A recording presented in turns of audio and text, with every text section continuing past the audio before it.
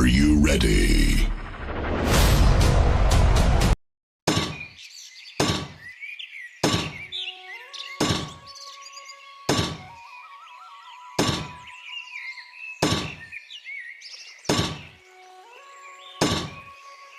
ज्योतिपुर नामक राज्य में सतराम नाम का एक गरीब लोहार रहता था, जो बहुत ही होनहार था।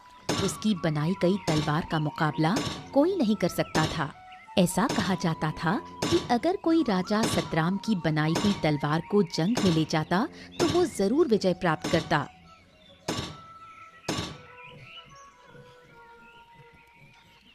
सीता, मैं काम पर जा रहा हूँ।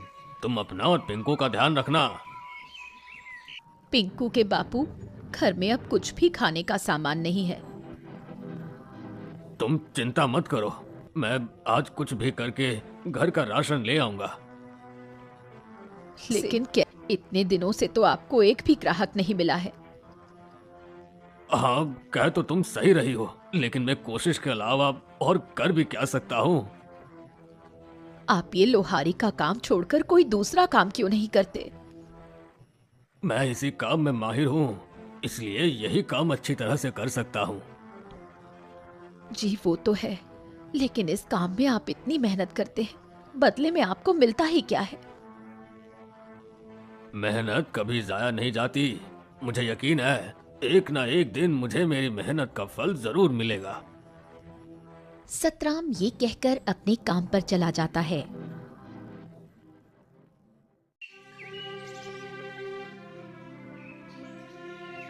सुबह से शाम होने को आई है, लेकिन अभी तक एक भी ग्राहक नहीं आया जिसकी तलवार बनाकर मैं पैसे कमा सकूं। अब मैं घर का राशन कैसे लेकर जाऊंगा? सतराम बाजार में बैठा यही सोच रहा था कि तभी उसका साथी गिरजू लोहार आता है और कहता है, अरे सतराम, तुम यहाँ इस तरह से क्यों बैठे हो? क्या तुम्हारे पास कोई काम नहीं है? नहीं गिरजू, इस समय ना मेरे पास कोई काम है और ना ही कोई ग्राहक। ऐसे कैसे हो सकता है? तुम तो इतने होनहार लोहार हो, फिर भी तुम्हारे पास ग्राहक नहीं है। ये तो बड़े शर्म की बात है। भाई, ये सब तो सब समय समय की बात है। हो सकता है कि अभी मेरा समय नहीं आया हो। हाँ, सही बात है। खैर, मैंने तुम्हें यहाँ बैठे हुए देखा तो तुमसे बात करने चला आया। वैसे मेरे पास तो बहुत काम है, इसलिए मैं चलता हूँ। गिरजू सतराम का मजाक उड़ाकर वहाँ से चला जाता है, जबकि सतराम चुपचाप वहीं बैठ जाता है। तभी वहाँ पर एक आदमी आता है और कहता है, सुनो भाई, यहाँ पर कोई सतराम नाम का लोहार रहता है। क्या तुम मुझे उसका पता बता सकते हो? जी, मैं ही हूँ सतराम। बताइए, आपको मुझसे क्या काम है? मैंने सुना है तुम तलवार बहुत अच्छी बनाते हो, और जो भी तुम्हारी बनाई हुई तलवार से मुकाबला करता है वो जरूर विजय प्राप्त करता है। जी, ये सच है कि मैं तलवार बनाता हूँ, लेकिन जीत और हार तो सिर्फ ईश्वर के हाथ में होती है। बात तो तुम्हारी बिल्कुल सही है। खैर, जो भी है, तुम मुझे एक अच्छी सी तलवार बना कर दे दो। ठीक है, लेकिन आप है कौन? मैं पड़ोसी राज्य का राजा शूरवीर हूँ। लेकिन मैं आपके लिए तलवार क्यों बनाऊं? मैं तो आपको जानता भी नहीं। दरअसल कुछ दिनों से मेरे कुछ दुश्मन मेरे राज्य के लोगों को बहुत परेशान कर रहे हैं। उन्होंने सबका जीना हराम कर दिया है, इसलिए मुझे उनसे मुकाबला करने के लिए तुम्हारी बनाई हुई तलवार चाहिए।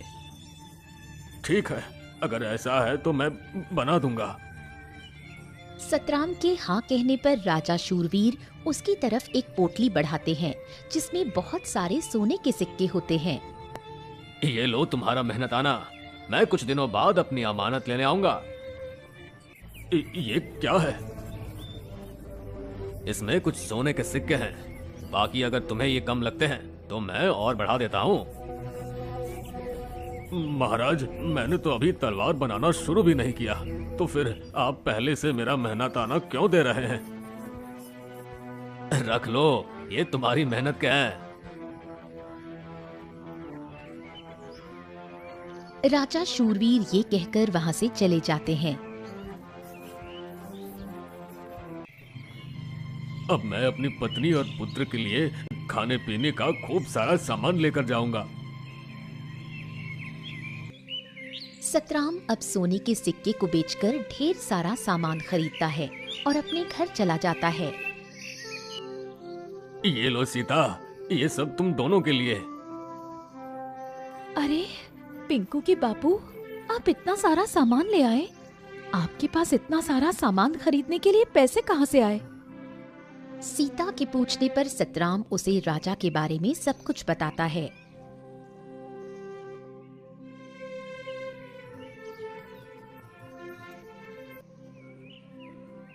ये तो बहुत अच्छी बात है, लेकिन आप महाराज की तलवार जल्द ही बनाकर उन्हें दे देना, क्योंकि उन्होंने आप पर भरोसा किया है। आप उनका भरोसा टूटने मत देना। हाँ सीता, तुम बिल्कुल सही कह रही हो। अगली सुबह सतराम अपने काम पर निकल जाता है और अपनी दुकान पर पहुंचकर सोचता है, महाराज की तलवार मुझे जल्द से जल्द बनानी होगी। सतराम दिन रात मेहनत करके राजा के लिए एक बहुत अच्छी सी तलवार बना लेता है।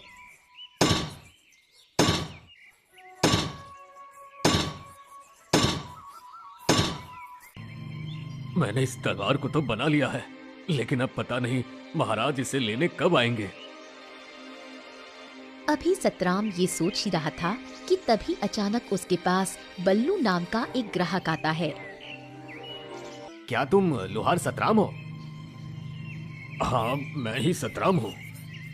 मुझे तुमसे एक तलवार चाहिए। क्या तुम अभी मुझे कोई अच्छी सी तलवार दे सकते हो?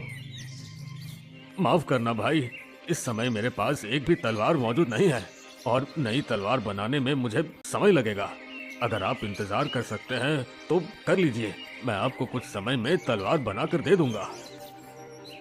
अभी सतराम ग्राहक से ये कह ही रहा था कि तभी ग्राहक की नजर उस तलवार पर पड़ती है जो सतराम ने राजा के लिए बनाई थी।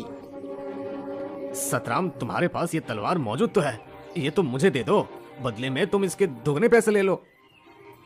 नहीं भाई, ये तलवार मैं आपको नहीं दे सकता, ये किसी की अमानत है। भाई मैं कहता हूँ तुम इसकी जितनी चाहे उतनी कीमत मुझसे ले लो, लेकिन ये तलवार मुझे दे दो। अगर आप मुझे इस तलवार के बदले खजाना भी देंगे तब भी मैं आपको ये नहीं दूंगा। ठीक है, रखो अपनी तलवार अपने पास, मुझे नहीं चाहिए, मैं जा रहा हूँ यहाँ से।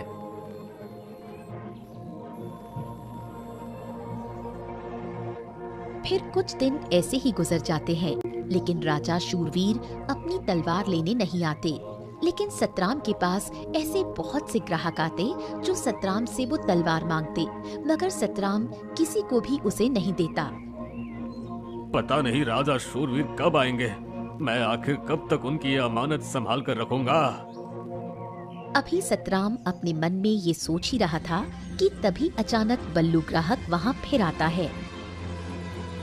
सतराम, इस तलवार को बनाए हुए तुम्हें कितना समय हो चुका है? इसका मालिक तो अब तक नहीं आया और मुझे नहीं लगता कि अब वो आएगा। लेकिन ये बात आप इतने यकीन से कैसे कह सकते हैं? देखो सतराम, अगर इस तलवार के मालिक को आना होता तो कब का आकर इसे ले जाता, लेकिन वो नहीं आया, इसलिए तुम इस तलवार को मुझे दे दो। कुछ भी हो जाए, मैं ये तलवार आपको नहीं दूंगा। अब आप यहाँ से जा सकते हैं। बल्लू ग्राहक गुस्से से वहाँ से चला जाता है। मैंने बहुत कोशिश की, लेकिन मैं उससे वो तलवार हासिल नहीं कर सका। सतराम के हाथों बनाई गई वो तलवार मेरे लिए बहुत जरूरी है, तभी मैं उस पूरे राज्य में अपना खौफ पैदा करके अपना काम कायम कर सकूंगा। आखिर ऐसा क्या है उसके हाथ की बनाई हुई इस तलवार में? सतराम के हाथों में एक अजीब तरह का जादू है। वो जिसके लिए भी तलवार बनाता है उसे विजय प्राप्त जरूर होती है। नई तलवार बनाने में उसे काफी समय लग जाएगा और मुझे तलवार की जरूरत जल्दी है, इसलिए वो तलवार मुझे किसी भी कीमत पर चाहिए। तो अब मैं क्या करूं? कैसे उस तलवार को उससे हासिल करूं? तुम सतराम के आसपास ही रहो, उसका भरोसा जीतो और फिर मौका पाते ही उसे धोखा देकर तलवार ले आओ। बल्लू ग्राहक काली की बात सुनकर एक बार फिर से सतराम के पास आता है। सतराम, मुझे माफ कर दो। मैं वाकई गलत था। यह किसी और की अमानत है, इसलिए अब तुम मेरे लिए दूसरी वाली तलवार बना दो। ठीक है, मगर इसके लिए मुझे थोड़ा समय लगेगा। ठीक है, मैं इंतजार कर लूंगा। बल्लू ग्राहक के कहने पर सतराम दूसरी तलवार बनाने के लिए तैयारी शुरू कर देता है। ये मौका अच्छा है। ये बेवकूफ अपने काम में लगा हुआ है। मैं जल्दी से ये तलवार लेकर अपने मालिक को दे देता हूँ। फिर बल्लू सतराम को धोखा देकर चुपके से राजा की तलवार लेकर भाग जाता है।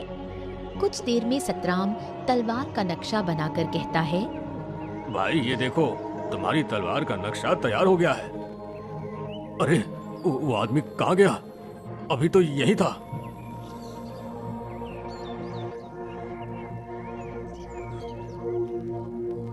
सतराम बल्लू को अपनी दुकान के आसपास तलाश करता है, लेकिन वो उसे कहीं नहीं मिलता।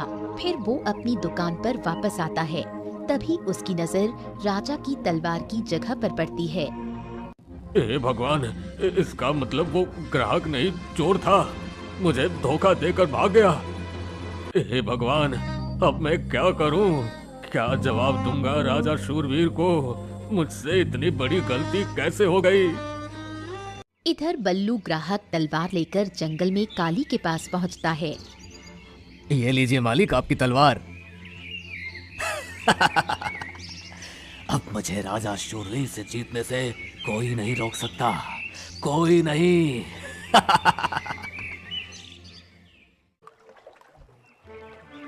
अब मैं क्या करूं?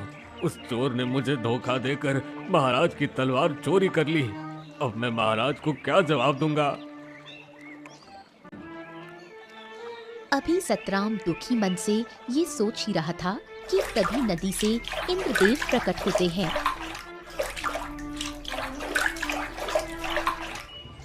सतराम, क्या हुआ? तुम इतने दुखी क्यों हो? इंद्रदेव के पूछने पर सतराम उन्हें सारी बात बताता है।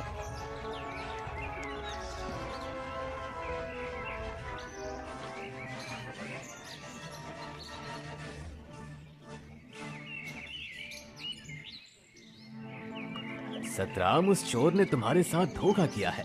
इसमें तुम्हारी कोई गलती नहीं है। तुम एक काम करो, तुमने जिस तलवार का आज नक्शा तैयार किया है, अब जल्दी से उसे बनाकर राजा शूरवीर को दे दो।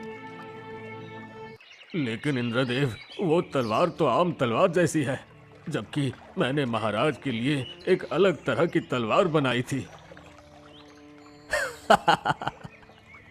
क्या हुआ इंद्रदेव, आप हंस क्यों रहे हैं? मैं इसलिए हंस रहा हूँ क्योंकि जो तलवार तुमने पहले बनाई थी वो राजा शूरवीर के लिए थी ही नहीं। क्या मतलब? जब तुम छोटे थे और यहाँ खेलने आते थे, तब मैंने तुम्हें वरदान दिया था कि जब भी तुम तलवार बनाने से पहले मुझे याद करोगे तो तुम्हारी तलवार में ताकत भर जाएगी। क्या सच में? ये तो मुझे पता ही नहीं था। हाँ, इसलिए जब तुम अपनी तलवार बनाने से पहले मुझे याद करते हो तो तुम्हारी तलवार ताकतवर बन जाती है। लेकिन उस दिन तुमने जो तलवार बनाई थी, उसे बनाने से पहले तो मुझे याद करना भूल गए थे। इसका मतलब जो तलवार मैंने महाराज के लिए बनाई थी उसमें ताकत नहीं है? नहीं, इसलिए राजा शूरवीर जब तुम्हारे पास आएंगे तो तुम उन्हें अपनी बनाई हुई दूसरी तलवार दे देना। ठीक है इंद्रदेव। इंद्रदेव की बात मानकर सतराम जल्दी से एक नई तलवार बना लेता है।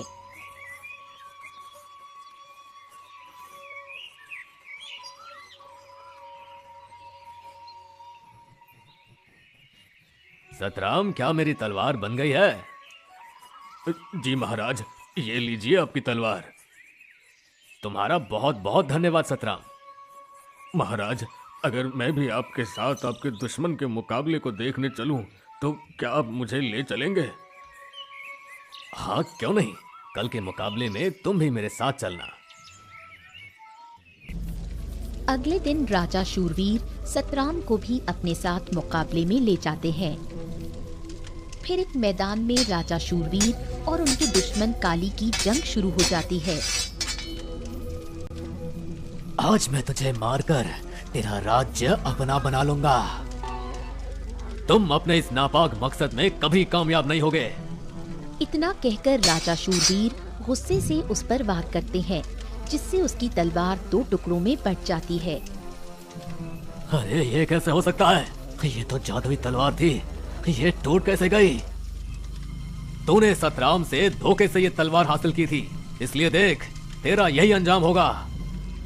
इतना कहकर राजा शूरवीर उस काली को मार देते हैं और मुकाबला खत्म हो जाता है। महाराज, आपको कैसे पता चला कि दुश्मन काली ने मुझसे धोखे से वो तलवार हासिल की थी? उस दिन मैंने तुम्हारी और इंद्रदेव की सारी बातें सुन ली थी। फिर मैंने तुम्हें धोखा देने वाले उस बल्लू को सबक सिखाया और आज इस दुष्ट की जान ले ली, ताकि ये किसी और को धोखा या नुकसान न पहुंचा सके।